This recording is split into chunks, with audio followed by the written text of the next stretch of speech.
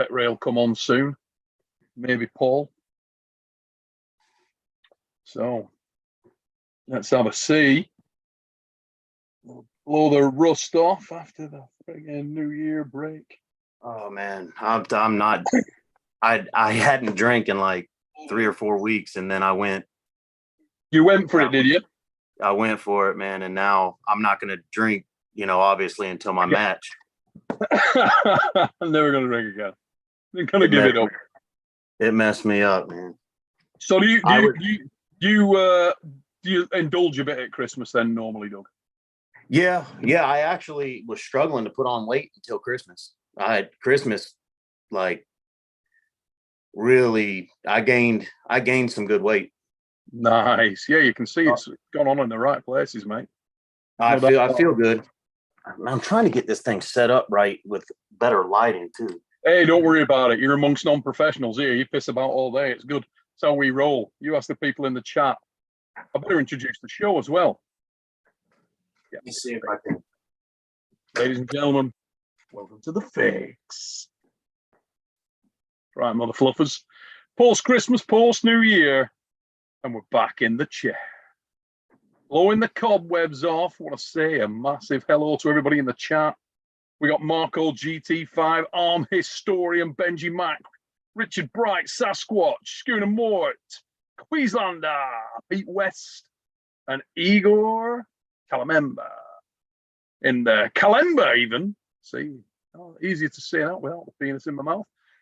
For those of you just joining the show, you will see that we are joined by a man you're going to know much more about very soon. He's slightly out of shot, actually. What you need to do, Doug, just move that up a bit so we can see that pretty face. It's Doug Erlich, ladies and gents. For those who don't know Doug, you're going to find out a great deal more tonight, guys. And you can see by the arms that are right in shot now, he ain't playing games. For those of you who do know Doug, you'll know that this guy is super strong and he's got pedigree. And we're going to, the match that he's going into is a little bit close to our hearts here on the fix because he's going to be going into battle very soon at East versus West against Coach Ray. Rolly Ray Lipinge is going to be his first match out of the blocks at East versus West. So, Doug, welcome to the show, mate. What's going on, Neil? I'm all right, dude. Your camera shot is terrible, man. I've got you. There he is. There he is. That's it. It's nice to see we're both rocking the cap today. Me, because I've just got out of the shower and cut my ass doing my hair. There it is. Look at this grey. Look at that look. I look like friggin', that's bad, isn't it? Look at all the grey. Needs cutting. Tell you what. Don't worry, guys. I'll be back. I'll be back to the barbers very soon.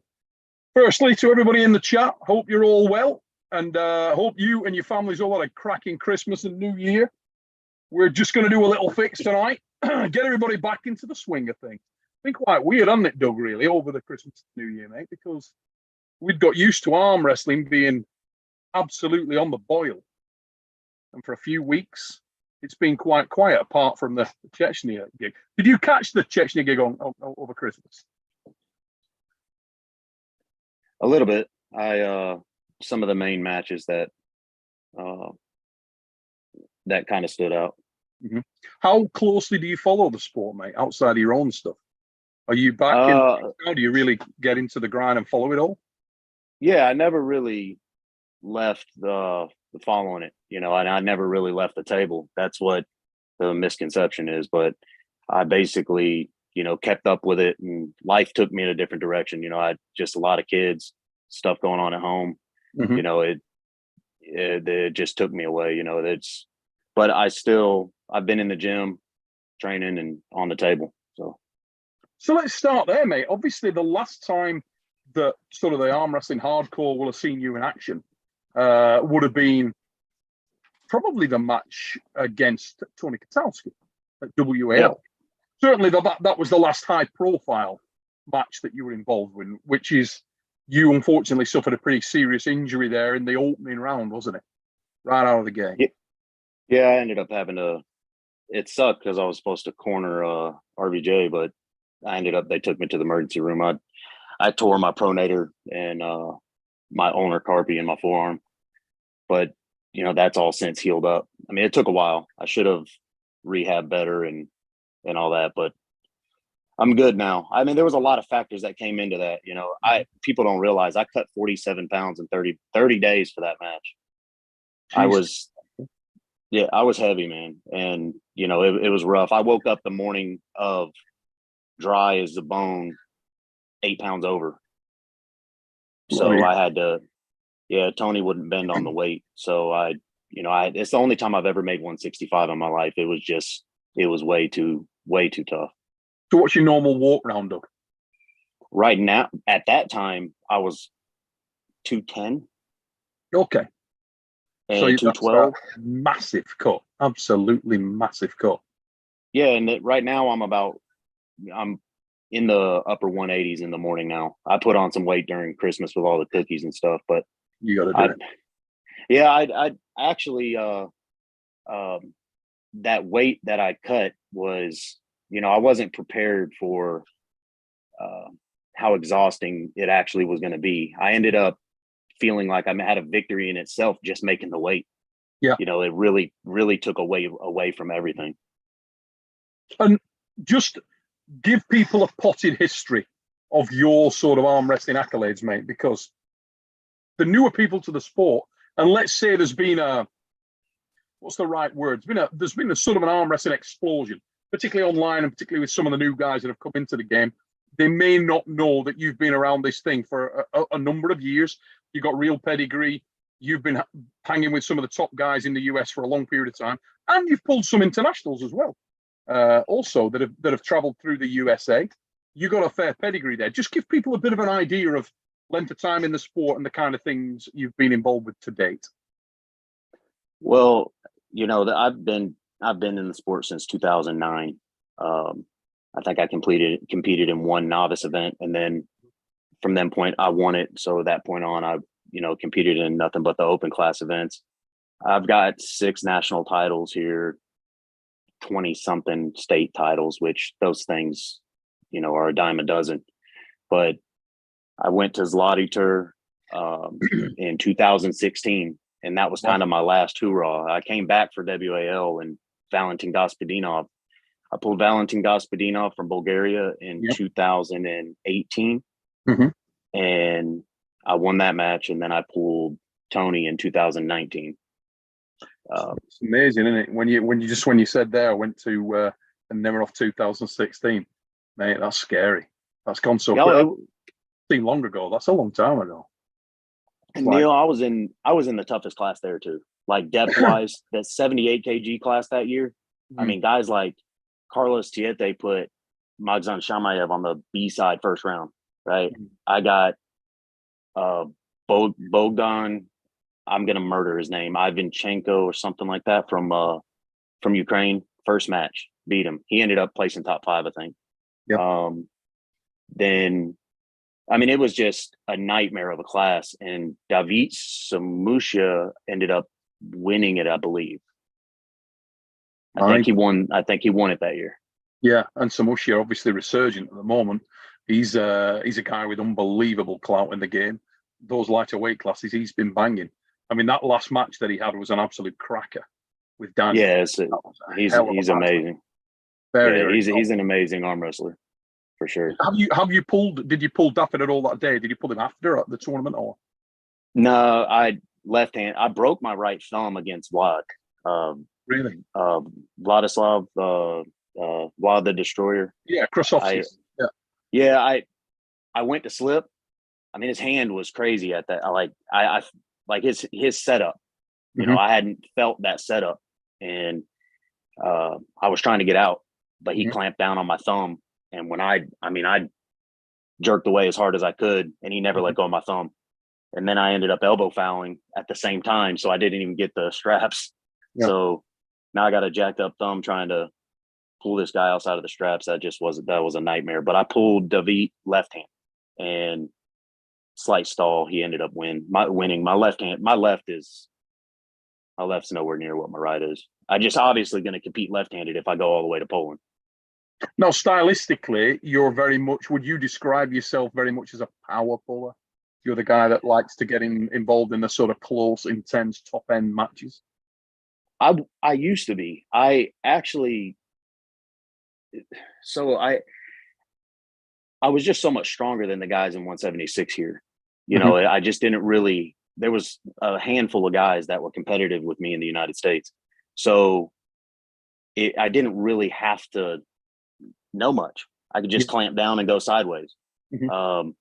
But over the years, I've taken the actual technical side of arm wrestling to another level, because I mean, in my first 10 years of arm wrestling, Neil, I only had about 10 practices. Jesus. Like I never practiced. I was in the gym. Story right there, isn't it? I was just in the gym. Yeah, I guess a lighter weight type situation with him. I was in the gym lifting heavy, you know, and that was it. I never. So where did you come from in that first instance? Were you power lifter initially, or how did you sort of find your way into the sport of arm wrestling?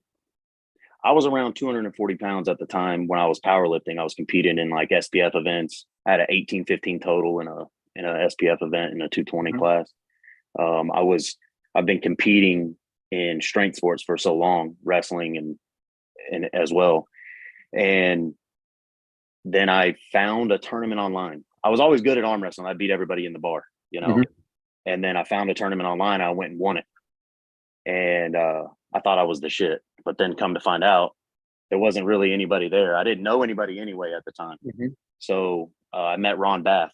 It was my very first tournament. And he lived in Canton, Georgia at the time. And I was in Warner Robins, Georgia. So I went up there a couple times, learned a few things. I don't need a whole lot of table time to really learn the techniques and the setups. I pick up on that stuff well. I just never really put in the effort to dedicate the table time, especially that I have right now. I mean, I'm pulling like 3 times a week right now. So right now, were you training with RBJ? No, online or on the phone a lot. We talked quite a bit. You know, he's a little too far away from me, but he is. Rob has been one of my biggest supporters, and we talk quite a bit. We talk. You know, we're talking 4 or 5 times a week. So yeah. I know. I've spoken to Rob. I speak to Rob quite a lot, and obviously Rob's just been through a very tough time. But the other day we were on the phone. I just checked in with him, and he was talking about you quite a bit on there. And I wanted to sort of shortcut a little bit further forward now. First of all, you were saying you were sort of 240 when you were powerlifting. So just so people can get a feel for how big you are, your sort of physical stats, just tell us your height, Doug, where you are. Just under 6'1". I say I'm 6'1", but I'm like 6 3/4. So you're a man that's got a much bigger frame than Ray. So frame-wise, you've got a much bigger. What sort of led you down the route towards the match with Ray Lipinstein? How did that come about in your head? Just because he's been making waves with the sort of 16 wins? There's a lot. You know, I think Ray, you know, me getting back into the sport, there's guys that are just coming into the sport that didn't know who Engen was. Okay. They're telling him he's the new guy and he should be grateful all these guys are coming to his event when the guy's a legend, right? So I'm not what Engen is, but the arm wrestling truists know who I am. You know, I've you know, not the social media boom arm wrestlers that have been around the last 4 or 5 years may not know exactly, but or they may know me from my one WAL match. But you know, other than that, it's, you know, I done lost my train of thought. We were just talking about how did that you sort of come about, because you were hunting wanting Ray, the Ray match, yes. Additional pressure, but it seemed like you had thought through, okay, this is the guy I'm going to go for. Ray's the guy. He's the guy that I want to pitch at. You got to excuse me. I'm getting old. My mind is just, as soon as I start talking about one thing, I'll just drift. Ray, he's getting back into the sport. Ray has a lot of following. You know, good social media presence. He's winning. I feel like he's a great intro back into the sport because it just immediately springs the spotlight, and I think I can beat him. So, you know, I think it's a good route in, you know, once I, you know, get through this match, you know, I'll take on something bigger. Very, very interesting. I'm going to break that down in a minute. I want to get more into your head on that. First of all, Lagia, mate, Happy New Year, and thank you for the super chat. Really appreciate it. Hope you and your family are well, mate. Thank you for that. Really, really appreciate it. No question on there. Just a donation to the channel. Thank you, brother. I want to talk to you, Doug, about when you look at Ray. There's various ways you can break an arm wrestler down, and Ray has a set pattern in a lot of his matches. He seems to have a certain pattern where he may lose matches early, but he's very much the guy, particularly in the Arm Wars Super Series, where he's competed most frequently. He is the guy that tends to catch you in the long grass. He's the guy that puts the brakes on round 2, round 3. He'll stop you. He'll get the brakes on, and he'll find a way to grind you down, to finish you, to wear you out. And his endurance in the weight class is right up there. It's upper echelon endurance. When you look at Ray and you sort of look at your skill set, you look at your preferences at the table, you look at yourself stylistically, what do you see, or where do you see your biggest advantages versus Ray? I just think I'm flat out stronger than the guy. And the arm wrestling aspect of it, the guy's pulled with, world champions from all over the place. So yeah, I said this before, in my little interview I had with Justin Bishop, but I'm not going to be able to show him anything that he hasn't felt before.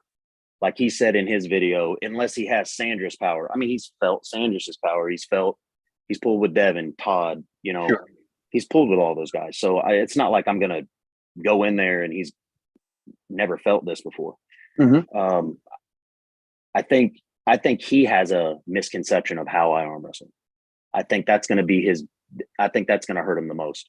I think he thinks that I pull a certain way, and that first round, it's going to be a big surprise to him.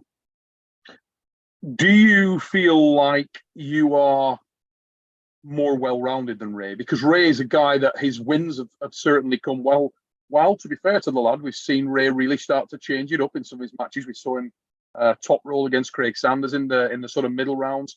We've seen him do that and pull that out against Ryan, against a lot of the top pullers that he's beaten. But his heartland is the hook. His heartland is those close, tight matches. He's got the ability to wind round and utilize his tricep really well. But ultimately, he's a very, very strong lad. We're talking a lot of benches over 200 kilo. He's got strength pedigree like yourself. Where do you think that you would have the additional top-end strength? Are we talking just red line power so you can put him away? Are you going to target his hand? Or are you going to meet him where he's most powerful and go straight into the hook? Where do you sort of see it in your mind? How does the match play out? I mean, if we go inside, I honestly think he's in trouble either way, inside or outside. I'm not trying to be cocky, but I've never lost to someone smaller than me. So I just don't feel like he has that top end power in any of those angles. Now he does have a lot of stamina. And I think that's what he's relying on is I'm going to struggle in the later rounds, which is why I've been pulling 3 times a week. I've been training every single day. I pulled for 3 hours yesterday. I never left the table. Guys banging on my arm the whole time. I never got off the table. So, and I was still pretty good at the end. I went up and trained with Justin Bishop and Ron Bath and a few of those guys, Nate Adams, big dude. And powerful. Yep, he's unreal. He's the strength in that guy's hand is crazy. But very underrated arm wrestler. I mean, people don't talk about Nate. Nate's a bad dude. Apparently, he's got some shoulder issues, and he was still crazy strong. I guess he's going to come back this next year or after he has surgery or something. But yeah, I've been pulling nonstop. That practice with Justin lasted like 4 hours. I'm not having little 1 hour sessions. So I'm preparing for those later rounds with Ray because I know that's where he's his best. When did you sort of start to prep? First of all, when did the match become a reality to you? When did you first really know that it was on? Because to be fair to you, this was a match that you did a lot of the groundwork to get in place. You called Ray out continuously. You were hammering on about it. You raised it on the fix. We started talking about it when Ray was keen to pull there. Here we go. Swedish Arm Wrestling Television. Krieger Vickeland's just come in with a super chat. You'll love this one, Doug. Krieger, how you doing, mate? Hope you're good. He's put, Happy New Year, guys. First saw Doug back in 2016 at the Zloty Tour, and once he gets the power set, he's the real deal. Ray versus Doug will be fun to see. So Krieger Vickeland of Swedish Arm Wrestling. If you're not sub to Krieger, get over there. Swedish SATV, Swedish Arm Wrestling Television. Get over there and sub to Krieger Vickeland. So Craig's looking forward to this one, mate. But going back to where we were, when did this first become a reality for you? When did you first know about it? And how long, therefore, have you been training specifically for Ray? He's really going to get about 7 weeks of training from me. That's what he's going to get. So I'm going to give him the best that I can possibly be at this moment, but it won't be the best that I can be in possibly April or later on. If I do, get through Ray for something bigger, I'll be even more prepared. But the match, I saw Ray beat Artem, and then Ray beat Bowen. Yep. And I messaged Ingen and I believe Ray as well, right when he beat Bowen. Mm-hmm. And I said, I want that. I want Ray. And that's kind of where it started. The whole match started being talked about. And I actually heard him on the live feed saying, yeah, he just texted me right now. I messaged him right after the win. I just feel like everybody loves Ray. Ray's a great guy. He really is. Yeah, he is. Somebody said he's very very humble. When Ingen put out the post saying Doug said he's going to humble Ray, and Ray's very confident in his win or something. But that's changed. If you watch the video he put out with Giannis, that doesn't seem very humble. But I like the confidence. But yeah. I can see through it. I can see through it though. He's worried. I can see through how he's presenting himself. Do you feel like the confidence that has obviously started to grow within Ray is just because of the fact that he's maybe surprised himself? Because if you wind the clock back to 2021, Ray wasn't putting himself out there as a high-level puller himself. Wasn't putting himself out there as a high-level puller himself. It was more around he's the guy that's responsible for a lot of the success of the Latvian team. Right. And then all of a sudden, Rolly Ray, welcome to the show, mate. Hey, guys. But yeah, ladies and gents, Ray, we thought he'd have been on earlier, but no, he's just chimed in. Do I just have audio over Ray? No, should be fine. Okay. Oh, there he is. Yeah. Still cute and young as ever, huh? Don't know whether you've caught any of the show, Ray, but we were just talking about sort of the confidence, and feel free to sort of pick this up, obviously, and answer this yourself. But I have zero confidence, and I'm the most humble person I know. Fair enough. Now, I was just saying, your confidence has probably been bolstered a bit by the fact that you've been on a bit of a tear for the last probably 16 months, really. I mean, when was the loss to Frode Hogland at the Hard? No, the last was Adrian Popescu left. Okay, yeah. You know what left's far, don't you? Yeah. Yeah. But let's say that. So reality check, Adi Popescu. Since then, you've gone undefeated, both arms. So that was September 21. So yeah, that's a hell of a winning streak. Yeah, very respectful. Yeah. And so do you feel like you're in a mentally different place now as a result of that? Has it really bolstered you, pushed you on, given you more desire than you had previously to focus on you rather than Team Latvia?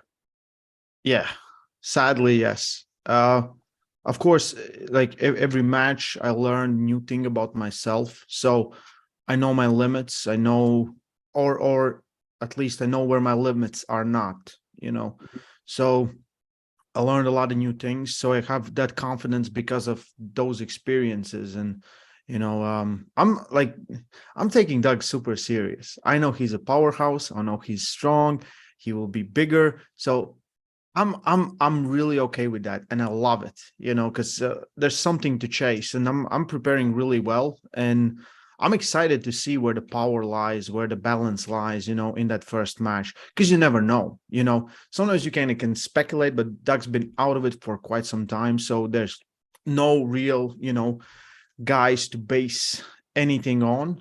I can only feel like, I know who I am pulling, and I know where his level should be to beat me. And I don't think it's there, but we will see. Maybe it's there, So, Doug, looking at the format thing, going back to where we were at just before Ray joined, I was saying Ray's got sort of, or seemed to have built up a certain style where he'll get the breaks on sort of the middle tier rounds and then start to grind people down and wear them out. Just hang on to them, mix it up on power, put the brakes on, and turn it into a really horrible night for people. A lot of that success has come over longer duration matches. Do you feel like you're getting Ray in the best environment, really, over the lower duration, the sort of first to 3 duration, because East versus West isn't over the 6 rounds? Do you think that plays to your advantage, or are you sort of welcoming a long, drawn-out affair? Do you see it being a long, drawn-out affair? Well, I mean, I wouldn't mind after I win these first 3 to go do an arm war 6-round battle. I just don't. The goal is to win the first 3, obviously. And he doesn't have to worry about me trying to burn him out. I don't plan on trying to get him into a position where I feel good enough to pin, and then not finish and just sit there. I'm going to finish him. I'm not going to make him pin himself. I'm not doing any of that stuff. That's the plan. And it is the best situation. Now, like I said, I haven't not been in the gym. I've been on the table, been in the gym, because I'm not at events, finances come into play, family comes into play, marriage, kids. I've been out, not by choice, but by responsibility. So, priority. I love the sport, but they couldn't come first, So the later rounds are not going to be an issue for me. I'm like I said, I was on the table for 3 hours yesterday and felt good. No soreness the next day. Got my TENS unit on, running it. Let's see if you say the same thing when round 3 comes around.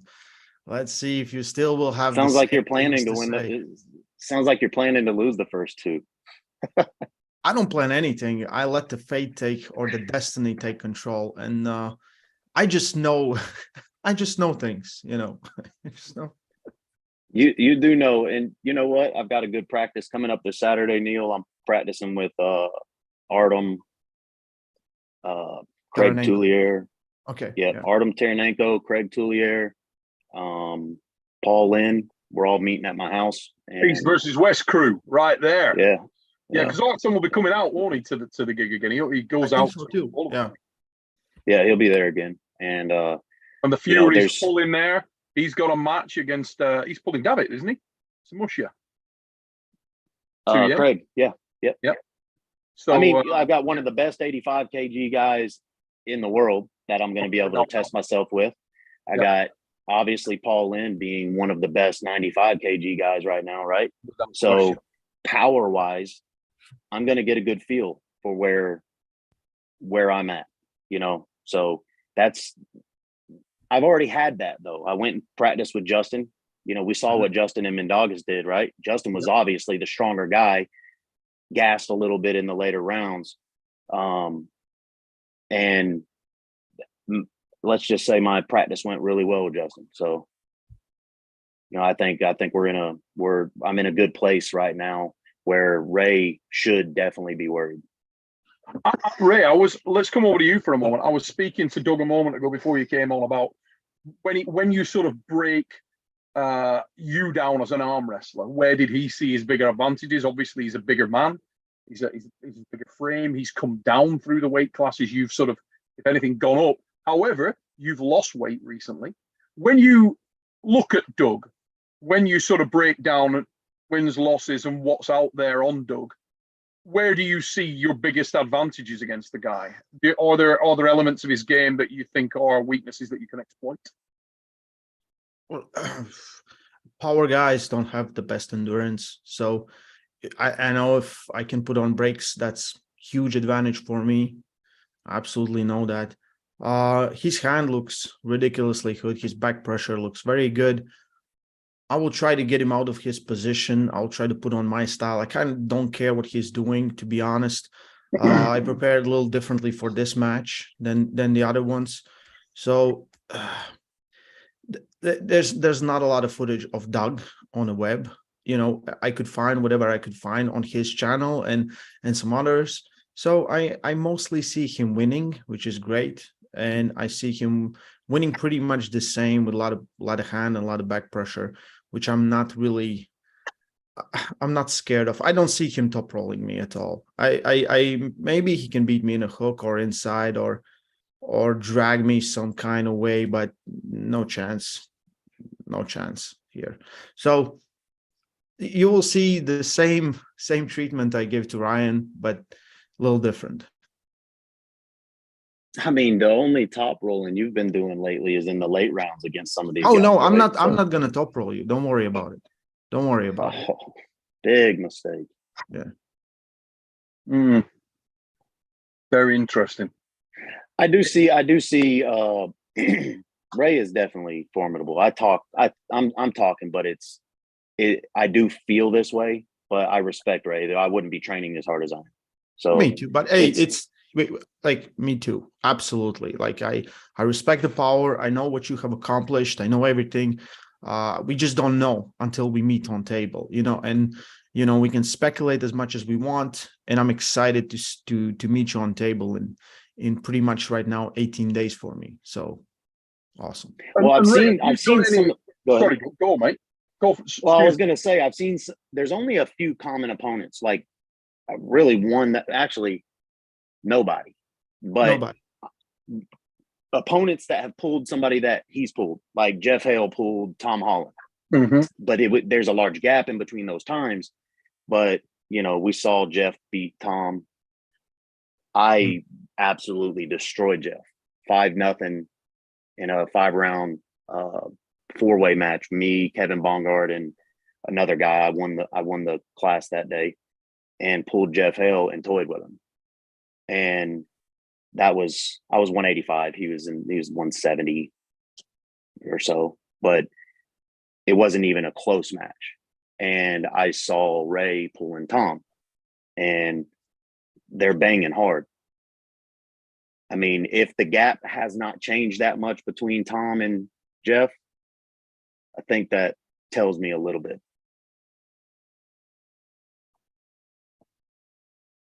I have no comments on that one. Let's hope the gap hasn't changed for your own sake. So do you feel like you pulled anyone similar to Ray from a stylistic perspective? Have you pulled the guy before who's going to just try and bleed the piss out of you over the distance? I think Jake Smith, the old Jake Smith, pulls a lot like Ray. I think when Jake was in his heyday, and he was that 185 guy with UAL, and he had just come off that win with Justin, and then I ended up pulling him, and he's got kind of that where he can get into an open arm hook position and still hold and wear you down. But that didn't fare well for Jake either in our match. You're remarkably reserved tonight, Ray. Usually you'd be back in with these comments. Are you putting a lot of store? He does all that talking when I'm not around, Neil. I just hate being mean or anything. I can be confident. Mean. I want you to be mean. No, I don't want to be mean. I'm confident. Like, I don't see myself losing 110 million%. I don't see myself losing. You have to be really strong, and if you were that strong, everyone would know. They do know. Is that the plan here, Doug? I mean, obviously we spoke earlier on about the fact that Ray was the guy that you wanted, and was that more around Ray as an individual, or was it more around the fact that you could get to Ray in East versus West? Did you prefer it in East versus West to Arm Wars because of the format, or did you not really give a shit? It was anywhere. Me and him actually discussed it. I told him I don't really care where it happens. It's just going to be hard for somebody to put it on. Other than where we're at now, I feel like the stage of where they're at right now with East versus West, it's a once in a lifetime opportunity. And I know me and you discussed in the past pulling Arm Wars, and there was years ago I was supposed to pull. Do you remember the guy's name? I can't remember. You know what? Who did I have you lined up with? Man, a tall guy. I think he actually would have killed me at that time. I was too rookie. I'm trying to think who it was. It wasn't Namastev. No, but it was another guy like that. It was another tall, long guy. I have not seen his name in a while. I am trying to think who the hell that was. Glenn? No, not Glenn. I think so. Either British lad or no, I know he spoke English, and but that doesn't tell me much. I cannot remember his name. I'm gonna have to go back through our messages or something. And look, but that's something else I want to do. Is I still want to do Arm Wars. I've done UAL, I've done WAL, I've done Zloty Tour. About to do East versus West. Want to do Arm Wars. So, Ray, to answer your question though, Ray, there's a lot of reasons why I wanted this match. I felt like he was a good intro back in. He's not somebody that a win. Let's say I beat him, it's a good win, and it's a good way back in. Ray has a lot of following. Yeah, it's an extremely high profile proposition. Yeah, it's an extremely high profile match. I mean, I'm not going to get. So the guys that I put above Ray, like I'm not going to immediately jump in and get a David Samusha match. I'm not going to get a Bozadar match. I'm not getting that right out the gate. So Ray's not weak. He's not a guy that I'm just, I feel like he, is prey laying on the ground and I just go eat him. I feel like he is a very formidable opponent. So a win against him kind of springs Moorbeam back into the conversation. Do you feel like Ray right now is in any way sort of a measuring post for you in terms of you're not sure where you're at against this kind of competition, this kind of format, this kind of level of arm wrestler, and obviously the European circuit as it is? Do you feel like he's a pretty good measuring stick in that respect, or are you seeing him as a little bit of a stepping stone with the greatest of respect in that? For sure. I feel like, stepping stone's not an insult because he is right there, just creeping into that conversation with the top guys. So that's the main reason I wanted the match. It's he is got a lot of respect and a lot of people love him, and I've been the bad guy for my whole career, so kind of sets up good. What did Justin Bishop tell you, mate, after the training session? Does he feel like you've here we go, the fixed crew is coming together after the new year? Yeah, he said the power's there. Ladies and gentlemen, the White Hawk in the mother fluffing house. What's up, guys? Sorry I'm late. What's up? What's up, Paul?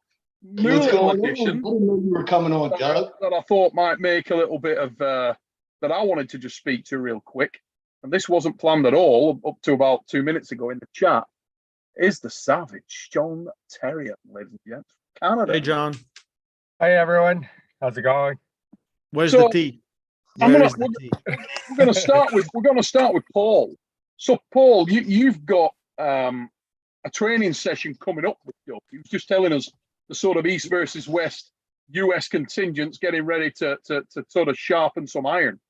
Yeah. Have you had much pulling experience with Doug previously, mate? And if so, can you give us any sneaky insight on where you feel like he's at?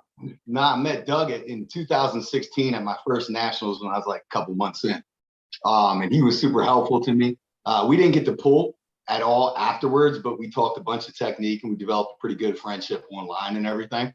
He's been super helpful through my journey. So this will be our first opportunity to actually practice and work some things. So I'm looking forward to it. Be some other guys there too, Artem, Craig, obviously. I think that's the cool part of being able to be, you know, Team West is, even though it requires maybe a flight or a little bit of money, we can get together and train together. So it's cool.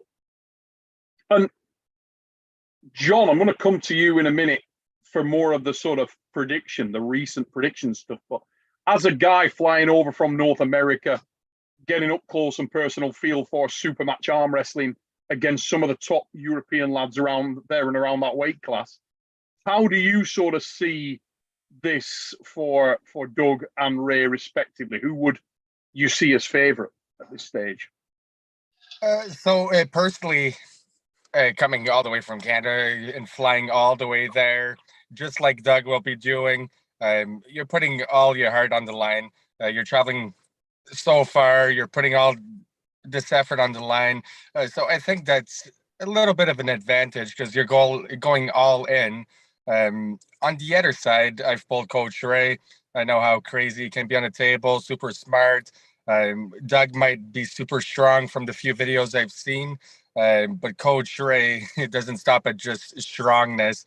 He can outsmart you on the table. So it'll be a bit of a surprise for me, but I think Coach Ray might continue his streak going. Very interesting. I mean, Paul, same question really, mate. Would you see, from what you know, and obviously I know you're right in the mix with talking to people like Justin, who's just trained with Doug and so on, and who's just had a feel of Minigas Teresatis, who's a fucking beast. I mean, undeniable beast.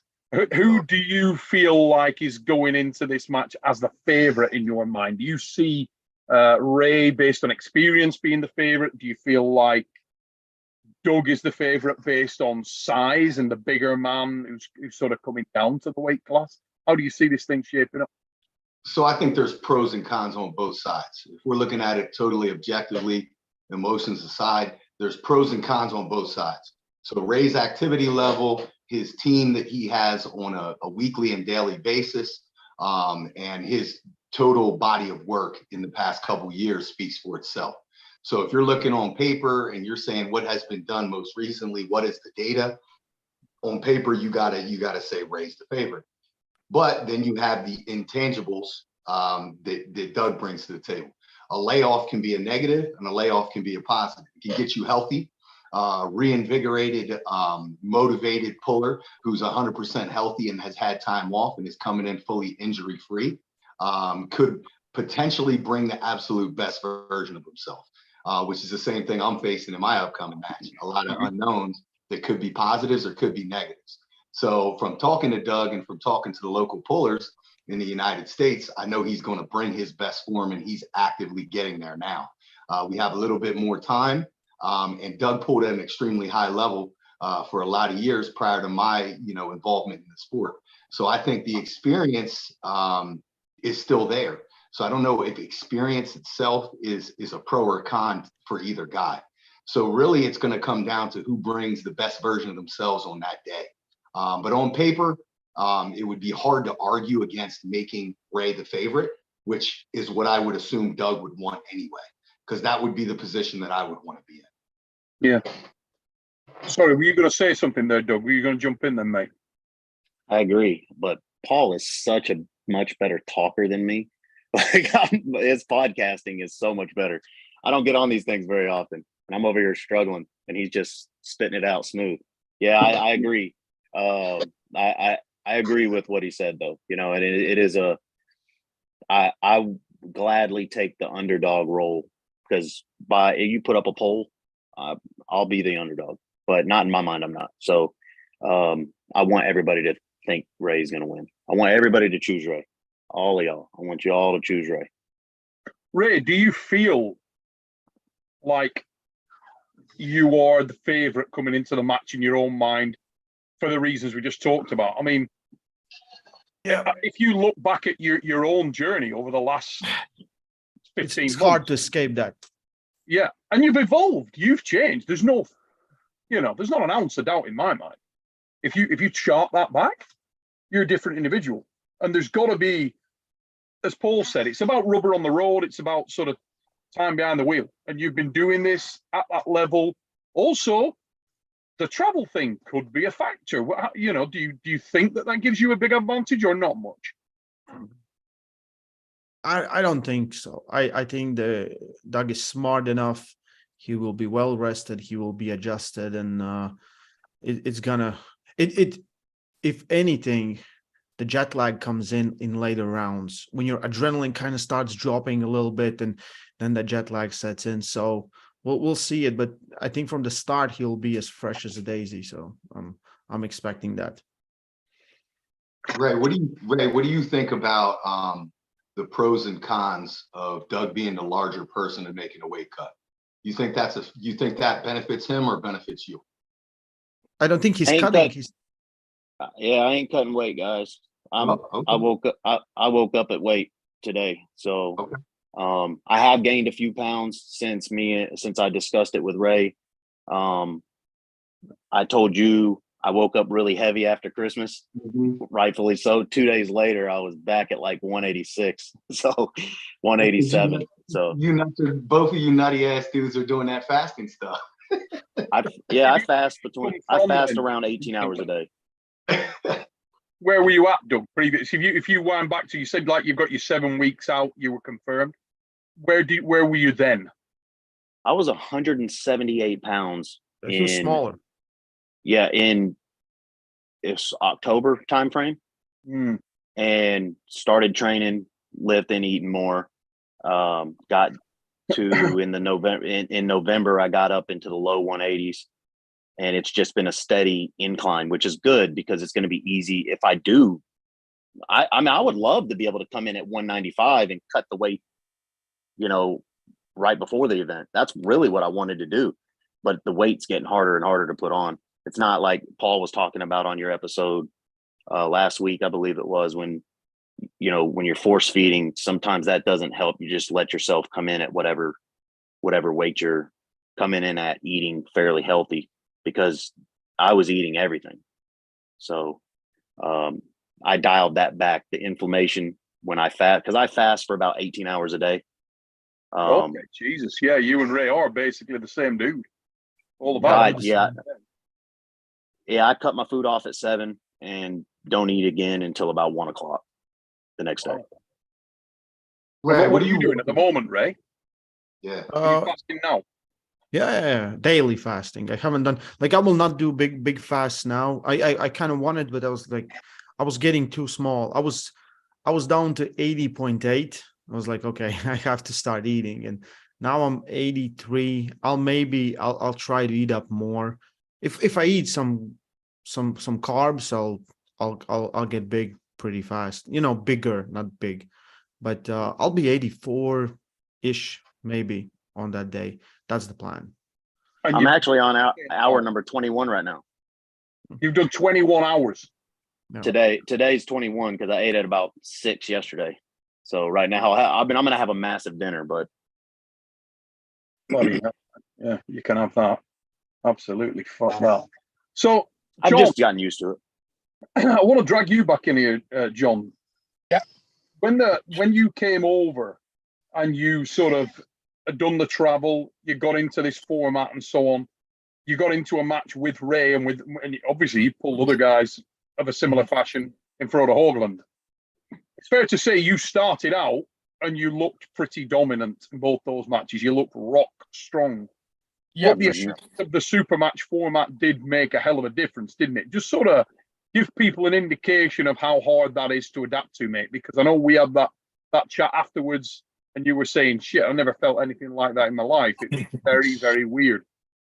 It is totally different. So like I'm still new to, I consider myself still new to super matches. I've been like a tournament kind of guy. The small super matches, the usual, I should say, 3 out of 5. So pulling 2 super matches in a row, 4 out of 6, that was crazy for me. So yeah, I started off strong, and also I was a smoker. I'm finally smoke free, so that should help my game the next time around. But everything played a bit of a factor, and by the time I pulled Coach Ray, I was pretty. My gas tank was pretty empty. Well, that's a match you like again, isn't it, John? I mean, you've made noise Oh of yeah. pulling Ray fresh.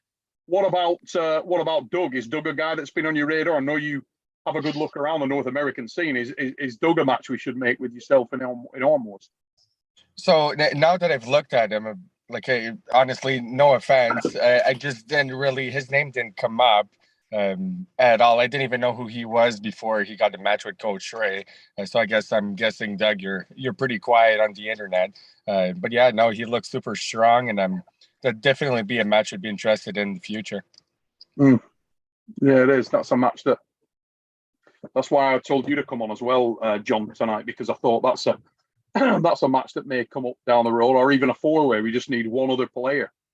Mm-hmm. You know? Yeah, that'd be awesome. That's the cool thing. That's the cool thing about Arm Wars kicking up and East versus West is we're pulling a lot of these guys from the United States who've been taking time off because there hasn't been a real reason to get active. And I'm hearing from more and more guys that they're sparking up interest. So I mean, from the big picture perspective, we're getting all those previous legends back into the game. It's all. Doug, quick one for you, mate, and Paul as well, or all three of the North American contingent really on this one. When you sort of are out at the normal tournaments, just the day-to-day tournaments, the weekend gigs and so on, is there a lot of notoriety or recognition around pullers like Ray? What's that sort of feeling? Are these guys seen as sort of lofty aspiration for the upper tier lads alone, or is there a feeling like the network of pullers at these events who are winning the shows and finishing top 3 would be there or thereabouts? Because we saw John Terrian come over, do really well at his first outing at Arm Wars.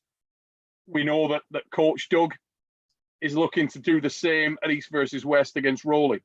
You know, if he can come in there and do well with Ray, does that change the sort of confidence level throughout North America, do you feel?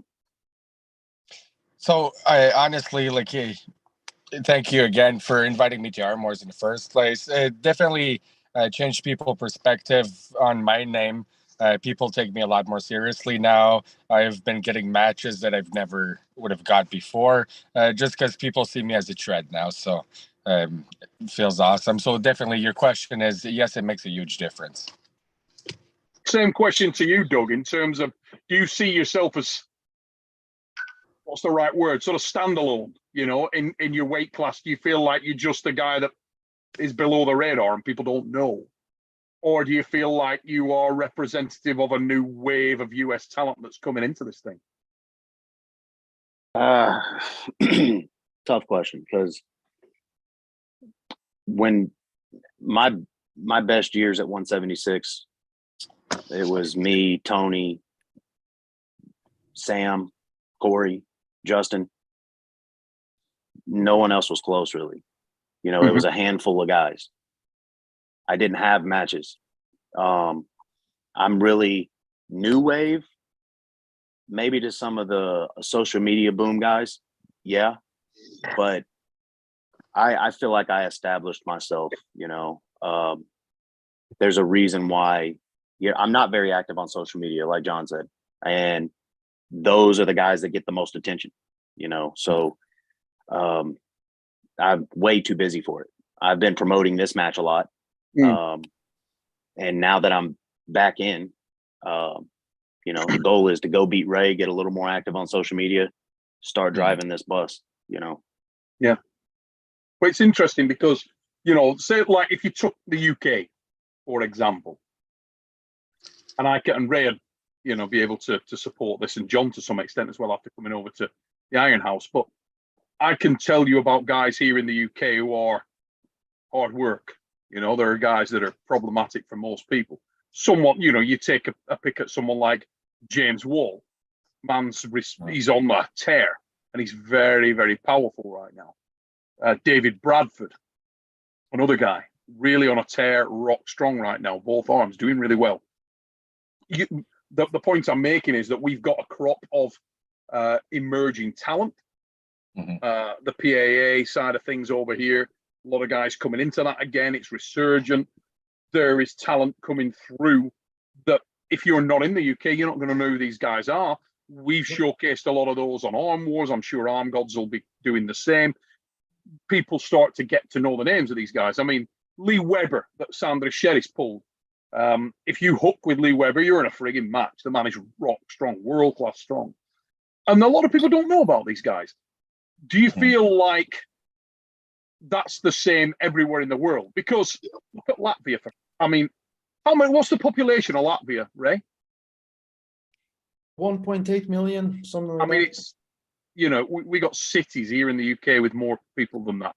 And yet the Latvian machine, within that little crew, there are 5 or 6 guys that are internationally known as being rock strong.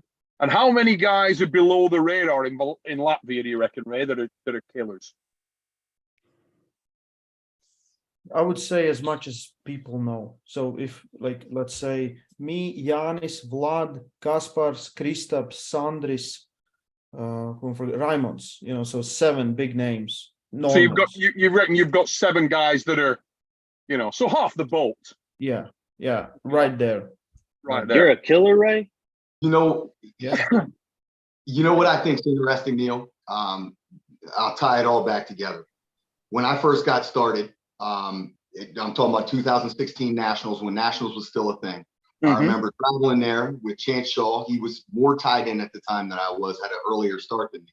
And we went together, and I remember going there, and Chance pointed everyone out that I didn't know. And he said, Doug is the best arm wrestler in this building right now. That was 2016. You fast forward like a hiatus and not a lot of social media exposure. People forget a lot of these guys who aren't super active on there. Paul Talbot's a guy, even though he's been active, can fall into that category because he won't do the social media stuff. He won't promote himself. Another good friend of mine, but still, dude's a savage, total savage, and hates the fact that he feels as though he's not, you know, touted as highly because of it. But it's how much are you willing to play the game? And those of us who kind of came up in the newer wave, and, you know, when I got bit by the bug, I went full social media blast after not having Facebook, anything, Instagram, nothing. Fired them all up for arm wrestling purposes. That helped me big time. I didn't do it on purpose. It just happened organically. On the flip side to that, so like you talk about the guys who are pre-social media era, those guys are still dogs. They're still savages. We might not know them as much, but they're still there. Then you enter in the new wave. The guys that you're talking about, Neil, the guys that you guys have locally, only you might know, because they're the same contingency of non-super active social media people, but they're dogs. First name that comes to mind, moderately social media active, is a guy like Jason Merlot. He's a problem stylistically for like so many people. And then you can go down the tier a little bit more to guys that, like I always talk about it. You come to the Northeast, you come to a Pennsylvania, New Jersey, New York tournament from another state with intentions of winning it, and you might lose to 2 guys to take 4th place, and you've never heard of them before. We have so many of these guys, Dustin Jello, Kevin Kaler. We got tons of these dudes all over the place, and that's just in my tri-state area. So I can only imagine where the way it is everywhere else. But the reality of it is the quality of arm wrestling is not predicated off of social media activity. But when you have them both, your opportunities will expand. So I think it's great what's going on. And, you know, the Savage search and all this stuff that is going on, it's giving guys opportunities to say, you know what, I haven't done all this social media stuff, but let me submit something here and let me get something going. I didn't know who John Tyrion was a year ago. You know what I mean? Now we got everybody. Well, it's interesting. We just had a super chat in now. V Pose, thanks for your super chat, mate. He's put happy 2023, guys. As a Canadian, I didn't even know John Terrian existed. But thanks to you, Neil, I now know him for sure. Very impressed. Mate, John, I think, impressed everybody. I honestly believe that he's on a journey a little bit like the one Ray's been on, and he's on. I do feel like, without sort of blowing her own trumpet, I've seen this so many times with Devin Larratt, Michael Todd, with so many, Frodo Hoagland, and many, many, many more. Arm Wars does help people. There's some weird thing goes on, and it just it fires up the generator, and get opportunities come for guys. I mean, John, would you say your life's changed since you were on Arm Wars? Honestly, Everything changed for sure. Like I said earlier, I'm getting matches that I never thought I'd get before, and then it just basically put my name on the map. And previous to Arm Wars, I wasn't on social media either very much. I had never did a video of myself talking or anything, so all that stuff was a little weird at first, but it's getting a little more natural. But yeah, Arm Wars definitely changes you as an arm wrestler. And just another thing too, competing against top world level guys, it was stressful at first, but then you can, coming from me that's only been in Ontario, it's a big eye opener to see where you're standing, to see if you can actually compete at this level or not. So, and guys like Ray and Paul that have been on a really successful run, I can't help but think that breeds so much. What's the wrong enthusiasm's not really the word I'm looking for, but it really invigorates you, doesn't it? If you're getting high profile matches and you're seeing, it's like the whole gym thing, isn't it? Oh yeah, I'm going to the gym and I'm seeing results, and I'm at that next step, and I'm at that next step, and I'm at that. And me and Ray have this confidence quite a lot, don't we, Ray? Well, you kind of go, hey, I'm feeling really, really strong at the moment. And I'll be like, oh no, you lost weight. You probably lost a little bit of power. And you're like, no, I've kept the power. You know, you feel like you've evolved a great deal. So many people that I speak to, you're another example, Paul. Do you feel like in the last 12 months, you've changed a lot as an arm wrestler? Evolved a lot? For sure. Absolutely. Experience will do that. There's no way around it. And the tougher the match, the bigger the name, the higher the mountain, the more you gain, whether you win or lose. So, of course, we're all jealous of Ray. I'd love to be 16-0 too, but hey, Paul Linn is pulling Rustam Babayev. Yeah, that's yes, he is. I will say this one more time. Paul Linn is pulling Rustam Babayev. That's insane. That's a match right there. That's awesome. It's a blessing. And Neil, to what you're saying too, I think one of the biggest things is I don't think that as a puller, we have to sell our souls to self-promotion or social media. I think it's really the avenues and the promotions and the interviews and the podcasts that allow you to get your personality and your charisma or your character out there. So if you want support, people have to know who you are. So it's kind of a double-edged sword. You could be an amazing puller, but it seems to me that getting to know other pullers and pullers getting to know you, that's really where your credibility comes in as a character, you know, what your character is. Are you conscious of that now, John? And then Doug, same thing, really. We'll come to you with this. If you come over, let's say you come over, you get the result, you do well against Ray, do you feel like that would make you more conscious of, you know what, I need to get out, I need to get on social media? We just heard from John a moment ago saying that, and we'll start there. John, are you more conscious of that now, mate? Because you've not been active and now all of a sudden, do you feel like there's a necessity to do that?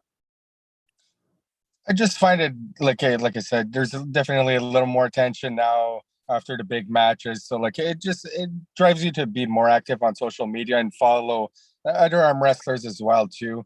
And just going to Arm Wars definitely lit a fire under my ass. I want to, since then I've been training hard and trying to, like I said, follow everyone and try to get as many names recognized as possible. So it changes the whole perspective for sure. Very interesting stuff. And Doug, let's walk that scenario through, mate. You come over, you do well with Rowley. Are we going to see a lot more than you? Will you be in the forest giving it this? Thanks for repeating the question. because my mind just wanders. But yeah, I started now promoting this match. I know I need to. It's beneficial to the promoters to have someone that's actively engaged in social media. It brings in viewers and fans that are friends with or follow this guy on social media. So the more active you are, the bigger following. It does help the promoters out too. So, which makes you more attractive as a pooler, right? So that definitely is something that I'm going to be getting into more after I beat Ray. I plan on getting more active. I mean, the best thing for Ray is that he's getting me right now when I'm 7 weeks in instead of 6 months in. If he's going to beat me, he's got to do it right now. Look at Rolly, look. Usually you're engaging in this stuff, Rolly. What's going on tonight? It's very late. It's very fucking late. I'm on a 21-hour fast. I don't want to hear it.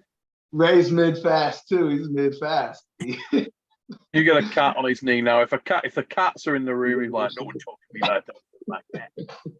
I'm trying to trigger him. I'm trying to get him to say something, but Must admit, I thought he'd come pinging in then. I really did, but no. I tried to bait him. Feels like he agrees with me. So I listened to the whole episode you did before. I got super motivated at that, and now I'm playing more careful. I'm like, okay, I got you. So, So talking of playing games, Chess Goals just come in with a super chat. I love that. Chess Goals. That's the kind of highbrow audience we got on here, motherflovers. On the fix, eh? What about that? Chess Goals, thanks for your super chat, mate. He's put play chess, love arm wrestling. #Ray. Happy New Year. Thank you very much, mate. Appreciate the super chat. I think we had a couple more. Oh, Arm Historian. Have you guys checked out Arm Historian yet? Yes. I really love the fact that channels are popping up like this guy. Arm Historian did a thing. I was just flipping through the other day, about a week ago or so, just pre-Christmas, and I came across this thing that Arm Historian done. And it was how tall are arm wrestlers? And it was just going through, basic thing. I was straight in that motherfucker. It's like the evolution. He starts with like Gabby and works his way all the way up to the Giants. Yeah. I mean, how tall is Ray Lifepinge? Like, not that big. 5'6", right? How tall is the Latin? Bigger than Ray. Well, Ray, when the video was popping up, because I always thought you were 5'7", but it popped up like 5'5", but then it said 5'7". I was like, well, I thought Ray was lying to me. Yeah. Someone sent me a message like, I saw a screenshot where you're 5'5". Is that true? I'm like, what screenshot? See, Arm Historian, mate, thanks for your super chat. He's put, thank you for a year of captivating episodes for the making them sport bigger and better. Thanks, mate. He's put special thanks to you, Neil, for your help with my latest video. Mate, my absolute pleasure. Anything like that, no problem whatsoever. If people ask you questions, and I know Paul gave you a little bit of a lift on that as well. Now, I couldn't do the job that Arm Historian does, right? Because Arm Historian, he's going and researching it, and when he's got all this research, he then got to put the video together. And I could do the researching bit, I could do all of that. But as soon as it came to the how tall are arm wrestlers really bit, and I've got to go in with actual facts, nah. I would, when it came up, how tall is Ray? I'd be like, Ray's 3'1". Yeah. No fucking way. But I could actually keep to the script and not like take the piss. Yeah. You know what's so crazy about them videos though? Like, the amount of time and effort, energy that goes into them. I always think of like, performance enhancing pancakes videos.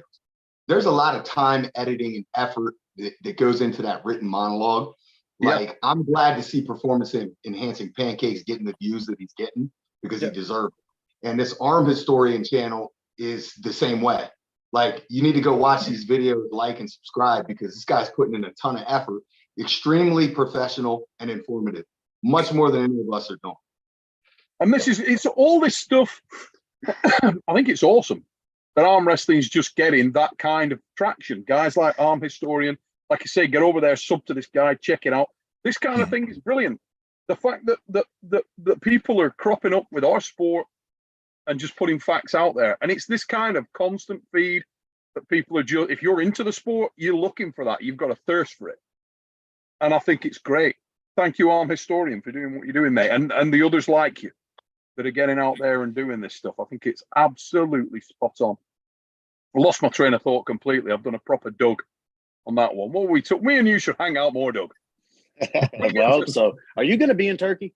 Yes, mate. Yeah, I'm going to be there. We'll be hanging. First beers on me. We'll be hanging out and celebrating my win over Ray, and we'll like throw a big party. Don't worry about that, mate. You kick Ray's ass, he'll still come and celebrate it. That's how they roll. His first beer's on me too.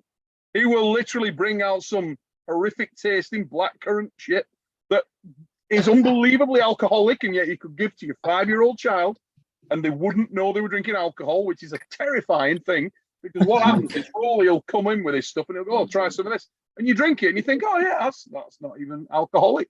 So you drink like half a bottle, and then the next minute you are.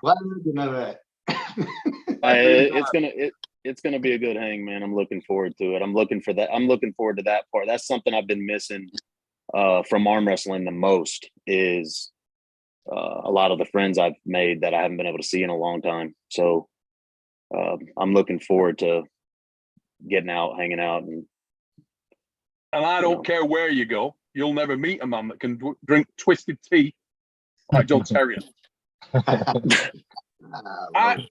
If there's a world record drinking twisted tea, I'm sure that it is held by John Terrier. Arm Historian, if you need stuff for your channel, mate, if you need facts, random facts about arm wrestlers, any challenge to anyone, woman, man, or child, if they can drink more twisted tea than that man,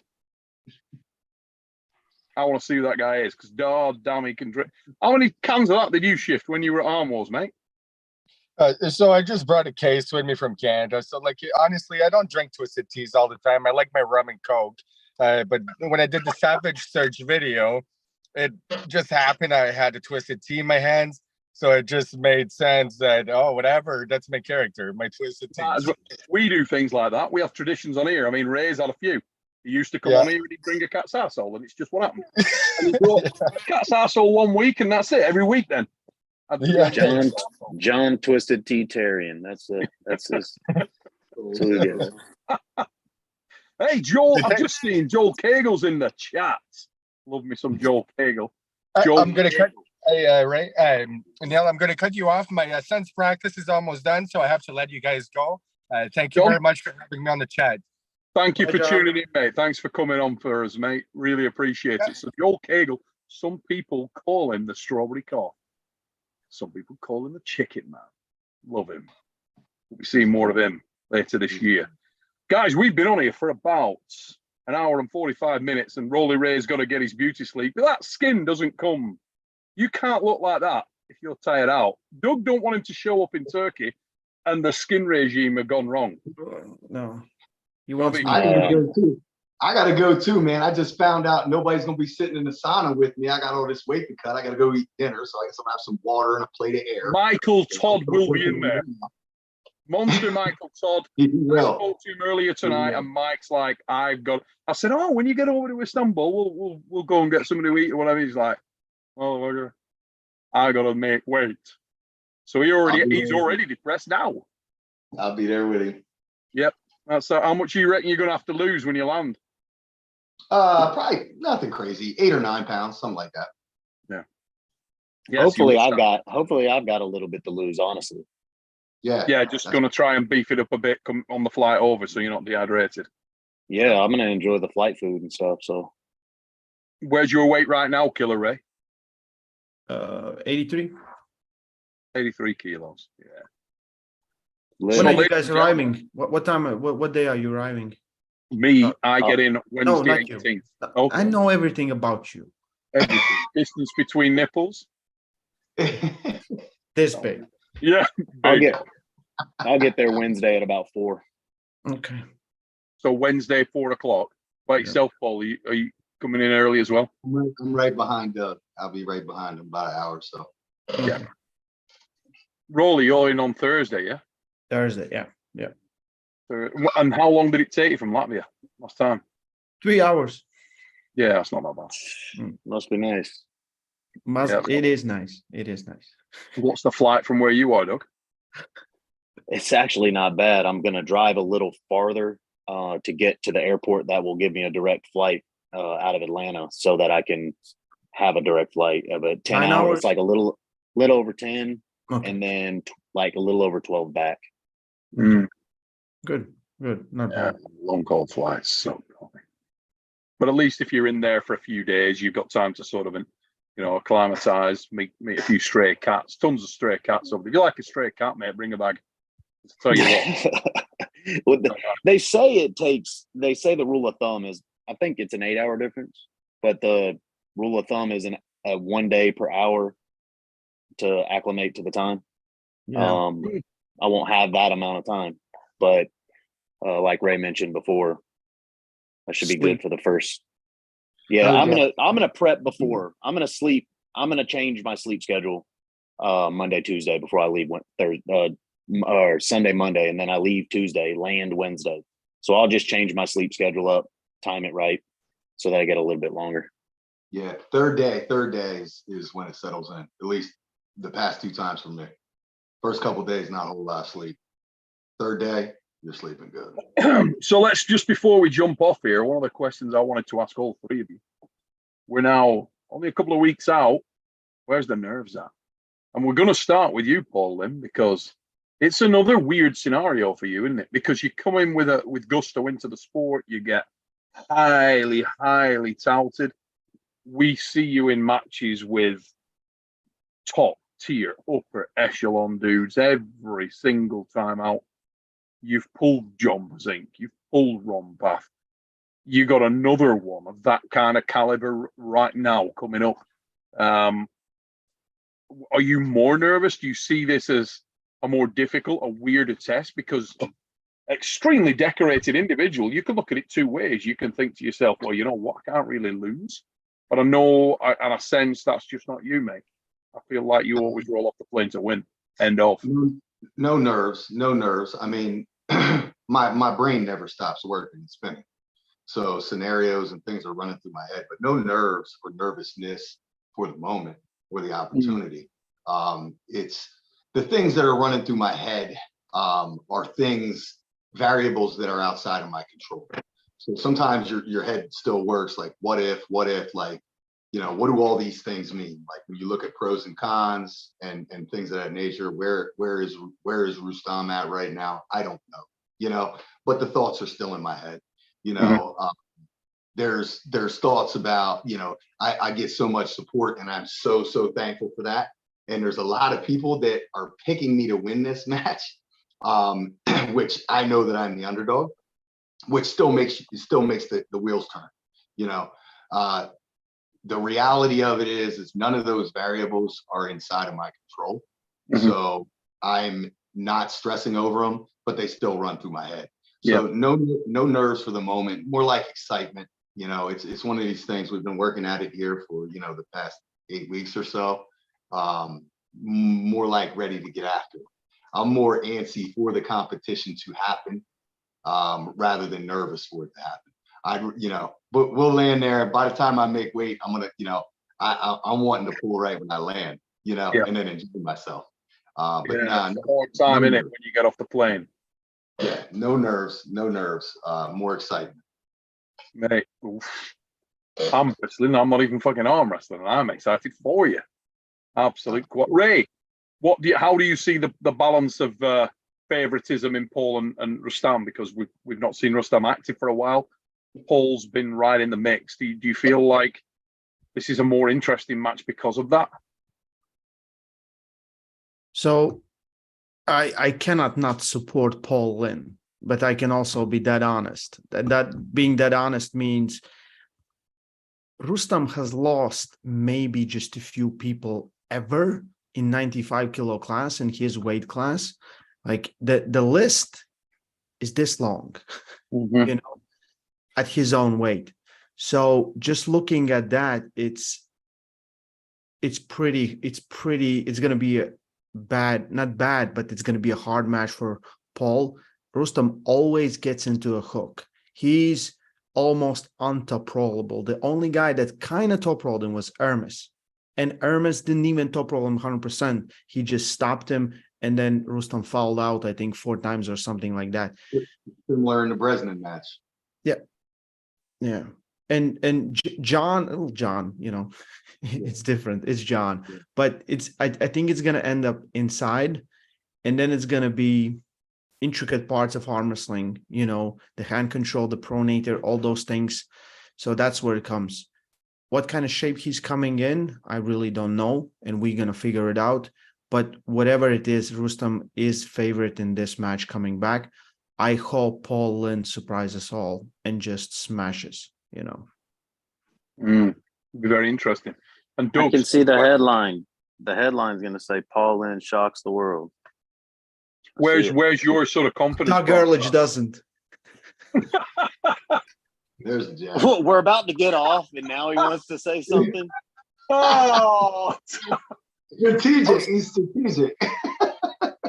Yeah, I got to go. Bye, guys. He's going to hit me with a cheap shot right before he goes. I know. Um, It was late in the day, and Rowley came pinging in with a.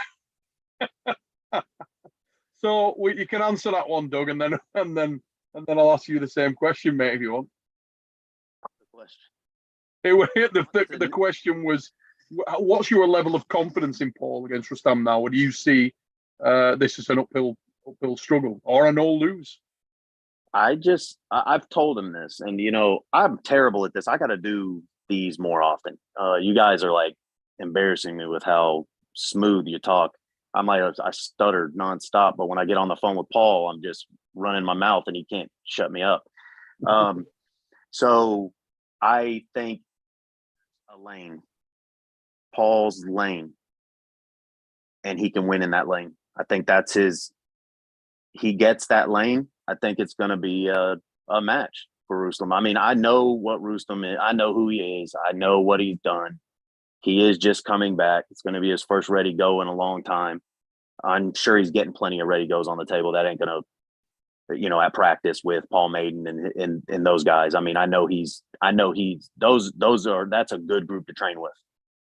Paul's a smart dude. Craig Sanders, smart dude. All those guys, they're killers. But I think Paul has a lane, and I told him this before. It's if you lose to Rustam, you lost to Rustam. It's a win-win. It's a win, no lose situation. Mm-hmm. Like it's not a win-win. It's just a win, no lose. Like I know he wants to come in and win, and that's his goal. That's his mind. He's gonna, and that's what I've been telling him. You're gonna win. You're gonna win. You're gonna win, and that's what you want. That's where you want your mindset to be. So I do think there is a lane where the match is favored for Paul. That's very interesting, isn't it? Because I think both yourself and Ray hit the nail on the head early doors, and I'm sure Paul's very conscious of it, is that it's a known quantity that we know fuck all about. Everybody knows Rustam, but we don't know where he is right now because of the fact that he's been away for a long time, and a lot's changed over, you know. Same with me. I've been away. Who knows where I'm at? Mm-hmm. Interesting times. And remember, guys, this is coming up. We're not talking in a few months. This is coming up. We are about, what is it now, 18 days away? I leave in 17 days, and the match will be in 20 days. 20 days. We will be. Well, you might be one day ahead of me. Mm-hmm. And that is not the first of the year. We got Arm Gods coming up in like a week and a half's time. It's getting off to it. It's kicking off. And then after East versus West, we've got King of the Table, and we got Arm Wars in March. We got all kinds of stuff going down.